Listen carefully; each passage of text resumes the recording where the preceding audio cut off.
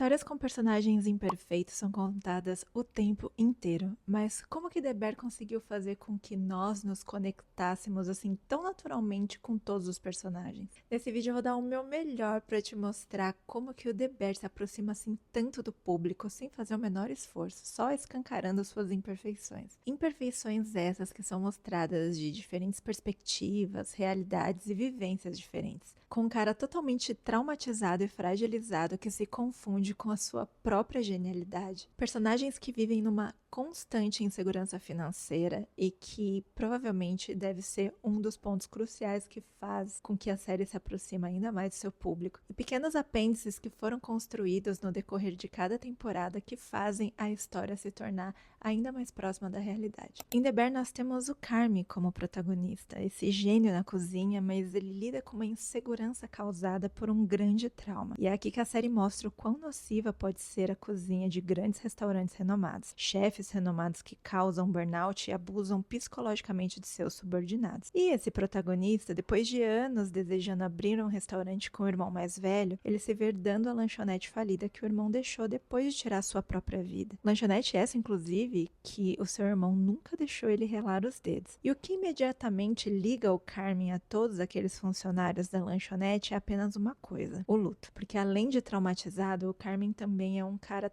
totalmente introspectivo, razão essa que dificulta ainda mais a interação dele com quem já estava ali naquela cozinha há muito tempo. E aonde a série mais acertou em todas as suas temporadas para trazer essa realidade, essa aproximação, não só com a história, mas também com os personagens, definitivamente foi o tempo, na medida certa. The Bear foi uma série que não foi muito enrolada, nem tampouco muito apressada. Ela teve o tempo na medida certa para criar essa aproximação e reconhecimento entre o público e os personagens. E se a gente parar para analisar cada uma das temporadas, a gente vai perceber que cada uma delas cumpriu exatamente uma função. A primeira temporada, obviamente, é a apresentação da trama, né? Dos personagens, aquela dinâmica mais envolvente, cheia de incógnitas, uma forma básica para que o público tenha uma leitura simples de que a gente não faz ideia do que pode esperar do que vai acontecer ali. Já a segunda temporada mantém a dinâmica mais acelerada ainda, mas com várias problemáticas a serem solucionadas. Um arco todo montado para criar na gente aquela esperança de que as coisas vão melhorar. Em contrapartida, os personagens começam a ser explorados de maneira individual.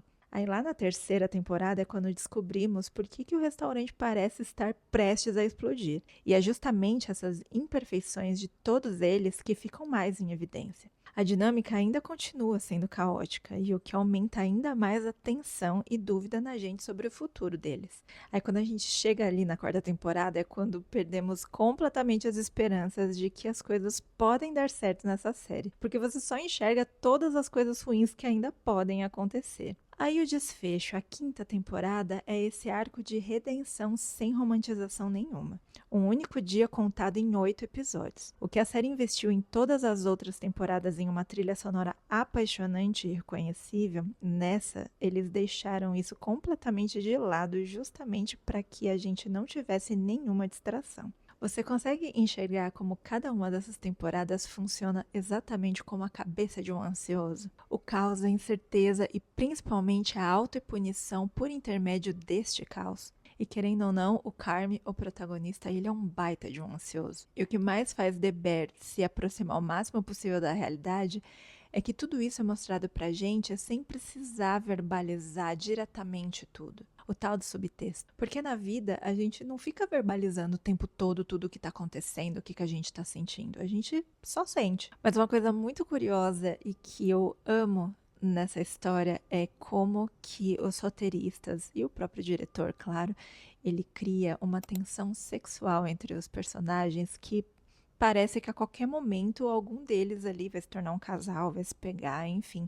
Mas não é nada disso. Ali todos eles se conectam de uma forma muito natural. Foi uma forma muito interessante como o diretor usou para mostrar pra gente que todos ali têm uma química profissional inabalável. Outro ponto curioso de aproximação da narrativa de The Bear é que o Carmen é o protagonista, mas todos os personagens que orbitam em volta dele também cumprem um papel de destaque. Assim, a série conseguiu construir em um tempo sem pressa e também sem enrolação um laço afetivo nosso com todos eles de maneira quase silenciosa. Episódio totalmente dedicado a contar a história de cada um deles, mostrando também a evolução individual de cada um. Como não se apaixonar pelos coadjuvantes que em outras séries comuns a gente sequer saberia muito da vida deles? Fora que a série usa todas as ferramentas possíveis e imagináveis do cinema para não só fisgar a gente, mas também transmitir sensações bastante involuntárias. A começar pela trilha sonora. The Bear usa de uma nostalgia com a gente inacreditável, porque eles pegam músicas muito sensacionais de bandas que provavelmente já marcaram a história de alguém para trazer mais uma vez essa sensação de aproximação. Então a gente tem aí Pearl Jam, Radiohead, Nine Inch Nails, Refused e mais um monte de banda legal. E claro que as escolhas das músicas fazem total sentido pro clima da cena em questão. Uma coisa que eu amo reparar quando eu tô assistindo algo é o uso das cores em determinadas cenas, principalmente quando as cenas elas têm algum diálogo, alguma discussão, algum discurso. Eu amo esse assunto, eu já trouxe essa pauta em vários outros vídeos meus aqui sobre filmes e séries, mas eu quero usar como exemplo uma cena muito específica da quinta temporada. É um dia chuvoso e todo mundo ali está tenso porque não tem ingredientes suficientes, não tem mesa para todas as reservas, um cano estourado arruinou metade da cozinha, ninguém sabe se o restaurante vai continuar aberto. Tá todo mundo procurando emprego, mas o Richard tem que tirar a força de onde nem existe para dar uma palavrinha de encorajamento para a equipe antes de abrir o restaurante. Repara que o tempo lá fora tá bem cinza, né? Bem melancólico. Mas só lá fora. Eles estão em um ambiente de luzes amarelas, que é a cor do conforto, do aconchego, da segurança. O cinza lá de fora está até querendo invadir o espaço, mas exatamente onde o Rich está discursando, a luz amarela não deixa. O Rich está muito bem posicionado entre as luminárias amarelas. E na medida que ele vai acreditando nas próprias palavras, a intensidade dessas luzes vai aumentando e banhando também o rosto de toda a equipe que está ali reconhecendo as palavras do Rich. E o caos lá fora, no final das contas, não invadiu aquele espaço de maneira alguma. São esses recursos utilizados na série, mas que às vezes passa totalmente batido aos nossos olhos, que fazem total diferença como a gente vai sentir aquele discurso do personagem. Mas esse efeito não é causado só pelo uso das cores, mas pela soma de todas as outras coisas que eu já pontuei aqui até então. Um bom roteiro escrito, um bom desenvolvimento de personagens e uma tremenda de uma trilha sonora perfeita. Eu me arrisco a dizer que The Bear foi uma das séries mais sensacionais que fizeram sobre o comportamento humano. A série usa como subterfúgio a cozinha, mas ali é um emaranhado de questões humanas, de como aqueles personagens lidam com o caos do trabalho